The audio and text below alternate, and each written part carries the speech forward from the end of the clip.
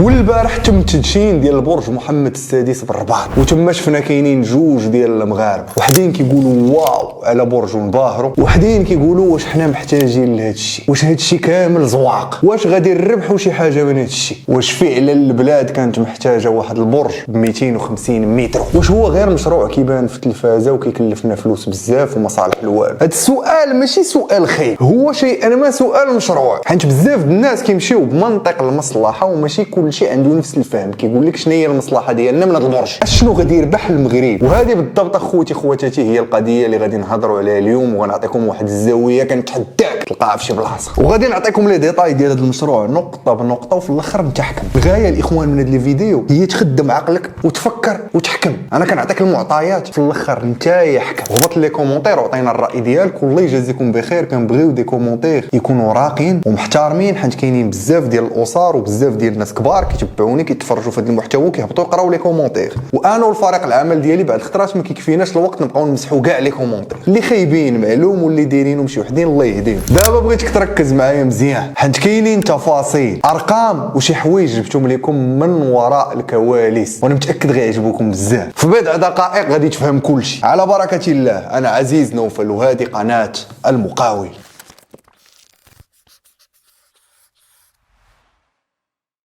قبل ما نهضروا على الارباح خصنا نكونوا صرحاء مع راسنا. كاين بزاف ديال الناس كيطرحوا بزاف ديال الاسئله في عقلهم كيف ما قلت لكم، وبيني وبينكم يقدروا يكونوا كيطرحوا هاد الاسئله بالروح الوطنيه اللي فيهم. كيسولوا واش بلادنا رابحه من هادشي ولا ما رابحاش. كنهضروا على واحد البرج بعلو 250 متر، فيه 55 طابق، المساحه الاجماليه ديالو 102 و800 الف متر كاري. اي سمعتيها مزيان. فيه 36 مصعد، تخيل معايا 36 اسانسور. وهذا المشروع وهذا البروجي داخل في واد ابي رقراق، البروجي ديال واد ابي رقراق، ومصمم الاخوان سمعوا معايا دي مزيان غادي تصدمكم. مصمم باش يبان على بعد 50 كيلومتر، وعقلوا على هذه مزيان الله يجازيكم بخير. احنا غادي نجيو غتفهموا كلشي. كيبان على 50 كيلومتر من بعيد كتشوف، وفيه واحد الفندق فاخر. غنعطيكم الاثمنه ديالو، بزاف منكم غيتصدموا. فيه دي بيرو بريميوم، ماشي بيرو عادي، حيت لي بيرو فيهم لي كلاس. بزاف ديال الشركات فاش كيجيو كيقول لك انا بغيت بيرو كلاس ا بلس، ولا ما عرفت عندهم شي تسميات، هادو ستاج الاخر د البيروات. فيه سكن راقي،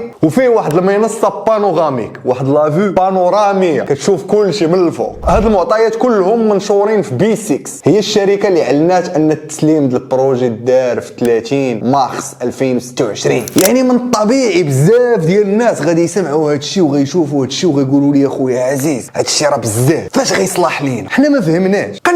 قنعني يا خويا ان هذاك الشيء راه مزيان لينا اولا ما مزيانش لينا. واش هاد الدجاج وهاد الحديد وهادشي كامل اللي مخصور واش مدروس ولا داك الشيء دار غير هكا؟ وبزاف الناس كيسمعوا دي تيرم تكنيك، سيرتيفيكاسيون اش كيو او، فاساد انتيغري، هايبريد ستراكشر، الروينه في العوينه، وكيقول مزيان هادشي سوفيستيك. ولكن واش حنا كمغرب واش غادي نربحوا؟ وفعلا هاد بي 6 كتعطي شي امور تقنيه اللي استعملوا في هاد البرج اخر ما كاين في التكنولوجيا. كيقولوا ان الواجهه بوحدها فيها 70 الف متر كاري، وفيها الواح شمسيه مدمجه، وان هادشي حاصل كيف ما قلت لكم على لا سيرتيفيكاسيون اش كيو او ولا ديال ليد جولد. هادو اخر لي ستاندار الاخوان اللي كاينين في هادشي الابراج وفي ديال البني. وكاينين انظمه ديال استرجاع مياه الامطار. شوف الاخوان ما غنساليوش في هادشي، المهم راكم فهمتوا. يعني الشك موجود والشك مشروع، وحنا ما خصناش نهربوا منه. دابا اخويا عزيز، واش هادشي غادي يخلق فرص شغل؟ واش هادشي غادي يربح المغاربه؟ شكون اللي غادي يربح من هادشي؟ كيفاش غادي يربحوا من هادشي؟ واش غادا تكون واحد التنميه من مورا هذا البرج؟ دابا اخوتي بغيتكم تركزوا معايا. اغلبيه ديال الناس كيشوفوا هاد النوعيه ديال المشاريع وكيقربوا لها غير من الزاويه ديال شحال صرفنا، ما كيشوفوش بالمنطق ديال الاستثمار، ديال شحال غادا تقدر تدخل لينا. وهنايا بغيتكم تحلوا معايا عقلكم وتفهموا معايا واحد المفهوم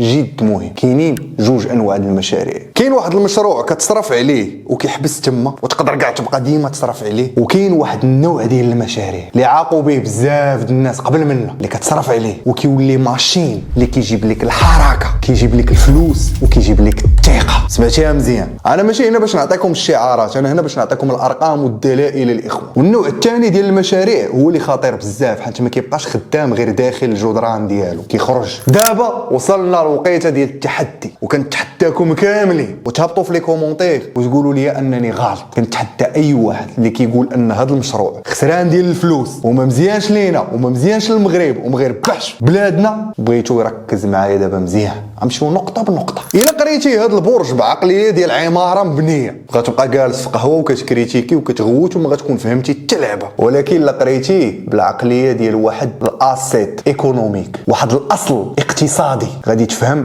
ان هذه العماره وان هذا البرج غادي يضرب واحد 6 ديال المستويات جد مهمه مره واحده. اييه ماشي عصفورين بحجر، 6 العصافير بحجر. اول حاجه غادي تكون واحد لاتراكسيون توريستيك، غيولي واحد الاقبال سياحي، وغنعطيكم الدلائل اصبر معايا. ثاني حاجه غادي يجر لك واحد النوع ديال السياح اللي الترا لوكس. ثالث حاجه المكاتب بريميوم اللي هضرنا عليهم اللي ماشي مكاتب عاديين. رابع حاجه غادي يعطي سينيال للمستثمرين اخرين. خامس حاجه غادي يزيد من القيمه ديال المنطقه كامله. سادس حاجه غادي يحرك لي كوميرس، لي ريستورون، لا موبيليتي اللي كاينه تما، الايفنتس اللي كيداروا تما الى اخره. دابا كندوزو من واحد السؤال ديال خويا عزيز، واش هذا البرج غالي؟ لواش هذا البرج قادر يدير فلوس بطريقه مباشره وبطريقه غير مباشره. اولا خاصكم تعرفوا ان فيه واحد الفندق اللي ماشي فندق عادي اللي سميتو والدورف استوريا اللي تابع لشركه هيلتون، وهيلتون كيقولوا هو الفلاج شيب لوكسوري براند ديالهم، هو الطوب. الهيلتون بحال قلتي هي تويوتا وهذا هو ليكسوس، وكيقولوا هو ذا بينيكل اوف سوفيستيكيشن، يعني قمه الفخامه داخل البورتفوليو ديال الهيلتون. الغرف كتبدا من الطابق 34 للفوق، عندهم فيو كامل على الربع. باش تكون عندكم واحد الفكره على هذا الاوتيل تقدروا تدخلوا البوكينغ وشوفوا شحال كيدير في دول اخرين. كنهضروا على $1000، 10000 درهم الليله، 16000 درهم الليله، 15000 درهم الليله. جريده ميديا 24 قالوا ان مع الافتتاح يقدر يبدا بديك 7000 درهم و10000 درهم الليله. شنو كيعني هذا الشيء؟ ان ماشي اوتيل عادي، هنا حطيتي واحد لا مارك عالميه اللي غيبداو يطراو فيها بيزنس ايفنتس خياليين. الا كاينه شي شركه عالميه وبغات تجمع الناس ديالها غتمشي لتما. الهيئات الدبلوماسيه اللي كيجيو عندنا من على برا وطوب النخبه ديال هذا العالم غيبداو يجلسوا تما ويقولوا واو موروكو. توريزم ديال اللوكس اللي قلت لكم الاخوان غيبداو يجيو ناس اثرياء واللي كيخسروا الفلوس، وهذا الشيء كيعطي واحد ليماج وواحد البراند لديك المنطقه. ثاني حاجه واللي مهمه بزاف هي تما غادي يولي واحد لادغيس. قبل ما نقنعكم ونعطيكم الارقام وتفهموا بان هادشي اللي كنقول دابا كامل داروه ناس قبل منا وصدق ليهم، وغنعطيكم الارقام وغادي تصدموا. خليوني نكمل لكم غير شنو كاين لداخل. ثاني حاجه قلنا كاينين دي بيرو بريميوم، يعني فين ما كاينه شي شركه اللي القيمه ديالها طالعه بزاف واللي غتقلب على شي بلاصه طوب فين تانستالا، وإلا جات استثمرات في المغرب. وبيان سيغ شكون اللي غادا تخدم؟ غادا تخدم ولاد البلاد، غادا تمشي لهاد اللوكيشن بحال هادي، بحال لا ماغينا تماما اللي كاينه في كازا. فجات هواوي وما ادراك ما هواوي مشاو كيقلبوا فين يكريو وما يمشيو لمارينا كازابلانكا حدا مسجد حسن الثاني، وخدموا مغاربه وجابوا معاهم حتى الشناوه، ودوك الشناوه مشاو سكنوا في كاع دوك البلايص اللي كاينين تما وكانوا كيكونسوميو في كاع دوك البلايص اللي كيكونوا تما. وانا كنقول لكم هادشي عشتو شفتو، يعني غير هواوي جات كلشي تحرك تما. يعني غادي يوليو تما موظفين، زبناء، اجتماعات، تنقل، استهلاك، طلب على المقاهي، على المطاعم، وسمعه اضافيه للبلاصه كامله. ثالثا وهنا فين بغيتكم تركزوا معايا اخوتي خواتاتي الله يجازيكم بخير، هادشي اللي درنا ماشي حنا الاولين اللي غادي نديروه، سبقونا ناس وداروه وكاينين ارقام ونقدروا نشوفوهم وناناليزيوهم ونديروا بحالهم ونطوروا ونوليو احسن منهم. الامباير ستيت بيلدينغ من اشهر البنايات اللي كاينين في نيويورك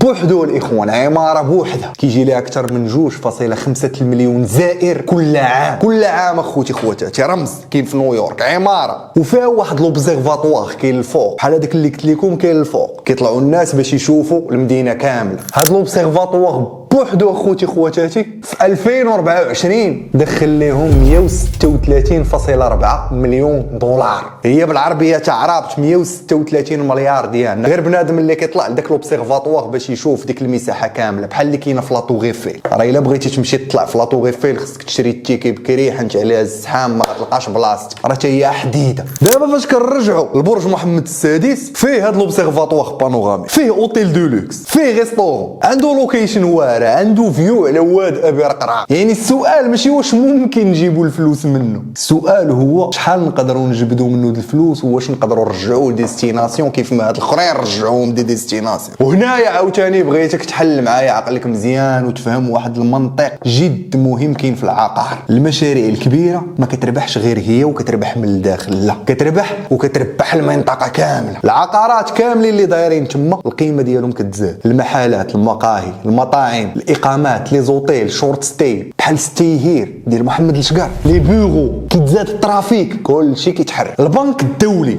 كيهضر على ان الاستثمار في السياحه الحضاريه هي كيجذب الاستثمار الخاص. بنادم كيزعم كيبدا يحط فلوس، كيقول انا غنبني بقعه كطلع على برج محمد السادس، كيخلق مناصب الشغل وكينعش الانشطه الاقتصاديه المحليه. بنك الدولي اللي كتقول هادشي مشيان. وكاين في الادبيات الاقتصاديه واحد الحاجه كتسمى الفيو. فيما كتمشي في دبي كيقولوا لك هاد لابارتمون ولا هاد لوطيل ولا هاد الريستورون ولا هاد القهوه ولا هاد الجلسه غاليه حيت عندها فيو على برج خليفه. ما حدك كتشوف في داك برج خليفه وكتقرب ليه الثمن كيطلع ديال كلشي. هادشي كنهضروا غير على الفيو. نزيدكم ولا بركه، اقتنعتوا ولا مازال؟ هكا ديها معاك تاي. دبي ديبارتمنت اوف ايكونومي اند توريزم قالوا ان 48% ديال الزوار العالميين اللي كيجيو لدبي في 2024 شدوا لاسانسور وطلعوا للفوق ديال برج خليفه. 48%.